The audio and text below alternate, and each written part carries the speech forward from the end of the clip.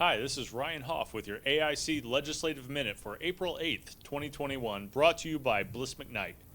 We have finally reached the deadline for committee consideration of bills for this session. While some bills will have a conference committee between the House and Senate to iron out final versions of legislation, if a bill hasn't passed out of its committee yet, that bill number is dead for the year.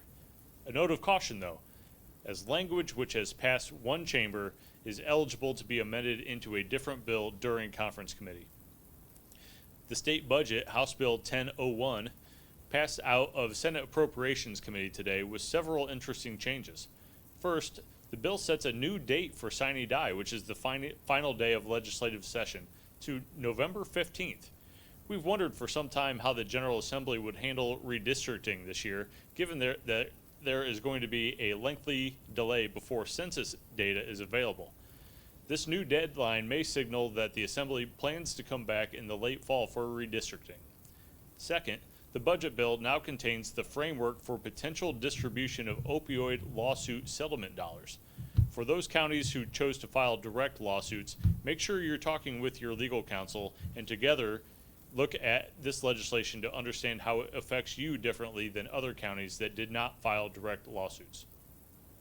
On other bills, House Bill 1381 on wind and solar development, that bill was heard and passed out of Senate Tax and Fiscal Policy Committee this week with some further amendments.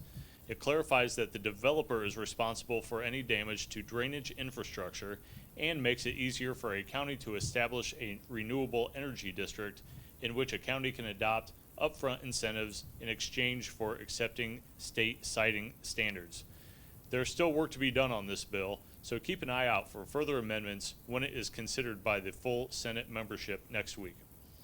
House Bill 1164 was amended today in Senate Utilities Committee, and I'm pleased to report that the committee voted to remove language that would have made it more difficult to administer rights-of-way and the right-of-way permitting process.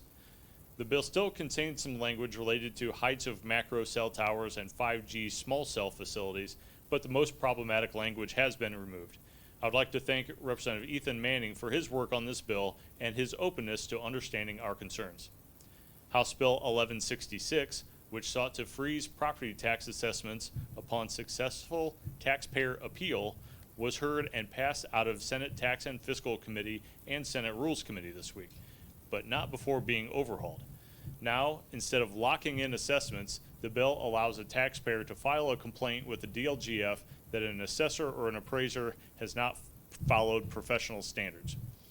We have arrived at the final 2 weeks of session, and the pressure is on to see legislation cross the finish line. As always, we will continue to represent your interests at the State House until the final hour.